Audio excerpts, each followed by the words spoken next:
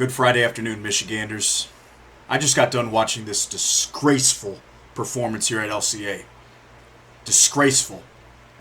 If you're going to sit here and tell me that the Warriors come into LCA without Steph Curry, without Draymond Green, and without Andre Iguodala, I would say it's a must-win. It's a game you've got to win. A team basically playing with their bench. You know pretty much who the two main scorers are going to be. It's going to be Jordan Poole. It's going to be Andrew Wiggins.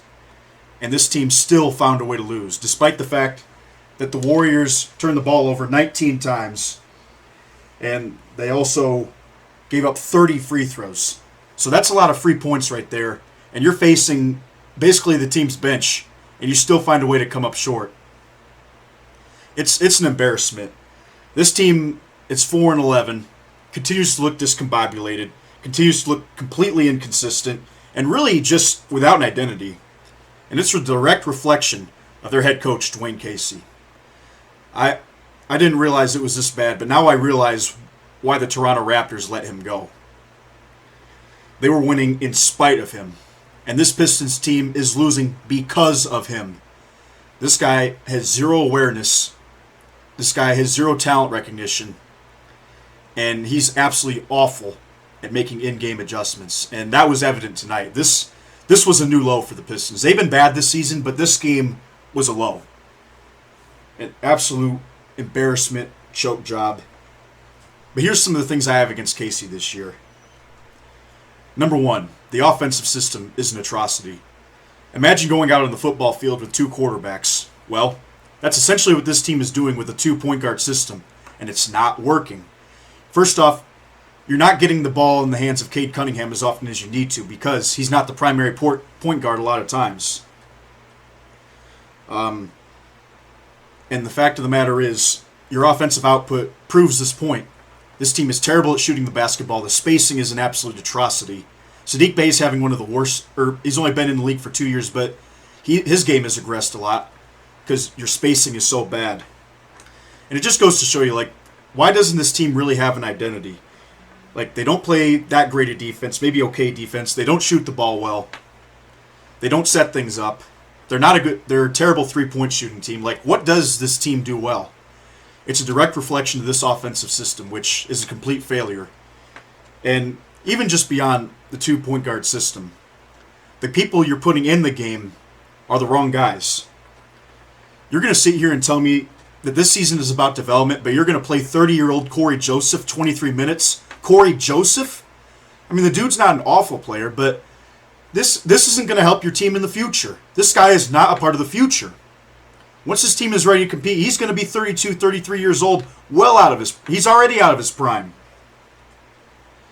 You're going to sit here and tell me that Saben Lee, 22 years old, is only going to get 7 minutes a game throughout 5 games this season.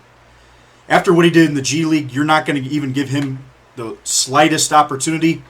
I don't care if he comes into the game and completely stinks it up. The fact of the matter is, if this is about development, he's got to play. And then Diallo. I don't know what personal beef you have with him, but you're telling me he's only has 12 minutes a game, six games this year? That's not good enough.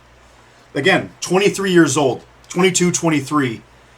Guys not getting the time they need. And then part of the confusion with this offensive system, too, is why the heck do you have Josh Jackson on the bench? Again, another young guy, 24 years old. He's got 3 starts this season. I don't understand why you don't put him at the wing, let him shoot the basketball, and you move forward. And then you give Killian Hayes, Saben Lee, Frank Jackson, all those guys a spell to Cade Cunningham. Maybe eventually put him in the game. Maybe you use the two-point guard game as a look, but having it as your identity, it's proven to be an absolute disaster. And I don't believe Casey's going to be making the adjustments. And speaking of adjustments, this game was an absolute embarrassment for the Pistons defensively. You're going to sit here and tell me Poole and Wiggins are pretty much the only 2 offensive threats in this game. And they had 41 of the team's 80 shots. And I'll tell you what, a lot of those shots weren't contested shots. A lot of times they were just easy drives to the basket, wide open shots for 3. I mean, the fact of the matter is, you look at the other side of the coin, Cade Cunningham only had 12 shots tonight. But you're going to sit here and tell me Poole and Wiggins have 41 shots? That tells me something. I can't even say it. Steve Kerr was running circles around Dwane Casey tonight. Circles. This guy did a great job having a game plan designed to stop pretty much the Pistons' only offensive threat if we're being real. I mean, Cunningham, Grant, that's pretty much it. And they had a combined 29 shots tonight. That's not good enough. And then let's get on about Cade Cunningham. You all heard it when the fans were chanting, "We want Cade," midway through, I think it was the fourth quarter. That should have sent a very loud message that the fans are starting to recognize the flaws of this team. Cade Cunningham is not touching the basketball enough. He's not getting, even when he gets minutes on the floor, he's not doing what he's designed to do, and that's be a point guard. This guy needs to be taking tons of shots every game because that's how good of a player he is. This guy is something special. And the fact is your iso ball 2-point guard system just isn't cutting it for him. But also putting Corey Joseph in there for 20-plus minutes a game. This game he had 30 minutes. There's absolutely no reason this guy should have 30 minutes a game with all the young point guard talent that you have. None. None whatsoever. And then let's talk about the last 30 seconds. So, Pistons are down by 3. And you have Cade Cunningham inbounding the ball, and then after that, he doesn't touch the ball for the rest of the possession. So you're going to sit here and tell me that this guy who's been playing great in the fourth quarter all season long, a guy who has ice in his veins, isn't even going to touch the ball in the last possession? You got Frank Jackson hoisting up a desperation 3. He had a great game tonight. That's one thing I did like about tonight is Casey gave him an opportunity to shine. I did like that. But you're going to sit here and tell me that Cade Cunningham, your best player, isn't going to touch the ball on the last possession, not even be an offensive threat. He's going to inbound the ball, and it looked like they had no plan to get the ball back to him as he sits out on the wing with there's nothing he can do. Just watch his guys miss shots. It was a terribly designed play, and the fact is you got to get the ball in the hands of your best player in that situation. You'd give the ball to Kobe in that situation. You give the ball to LeBron in that situation. You give the ball to Cade in that situation. You know, early in the season, I could kind of understand the 2-point guard system because, you know, you have Killian Hayes who you're developing. You have Cade Cunningham who you're developing. So maybe you use it as a look. And maybe you see if it works. I mean, I don't think it was likely to work, but you see if it works. It's pretty clear right now it's not working. So I thought maybe Casey would make the adjustments, and then I realized something. This guy's never going to figure it out.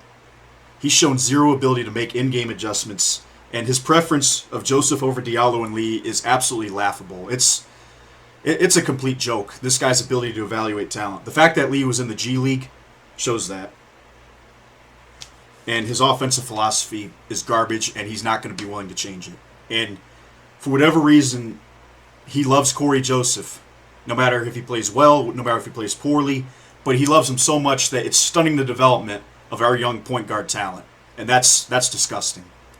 That's the biggest problem I have with this team. And I know some people are going to sit here and say about the Warriors, "Oh my gosh, but we didn't have Olynyk." What about Olynyk? Doesn't change the fact that this game plan was absolute garbage for the Pistons. It's just sickening. I did not expect this team to win a lot of games. So the fact that Casey has not even met the lowest of low expectations really says a lot. I need to see a lot more out of these last 67 games. I'm willing to give Casey the whole season, but I think he's skating on very thin ice. And if this offense doesn't change, if we continue to see young guys get shafted of minutes, I think that thin ice is going to break. And if this season is about development, which I thought it was supposed to be, then you got to commit to it. You can't keep putting old veteran guys out there that are not part of your team's future. I'm sure Corey Joseph is a good guy, and he's not a horrible player, but the fact of the matter is he doesn't give you the best chance to win next year or years down the line. Play the guys that you drafted, play the guys you want to develop, and actually put them in positions to be successful. But right now, Dwane Casey, as an in-game coach, really has been a zero this season. And yet again, I'll give him the rest of the season, but a lot has to change. And the fans are going to stop being quiet about this. The fans watching the games, they're getting frustrated. And Change is going to have to happen, or like I said, the ice is going to break and the leash is going to get really, really short. All right, thank you all for watching. Go Blue tomorrow against the Maryland Terrapins, and also Michigan takes on UNLV in basketball tonight. Should be a good one, or excuse me, they take them on tomorrow as the game's at 12:30. Crazy, crazy. All right, you all have a good night, and go Blue. Take care.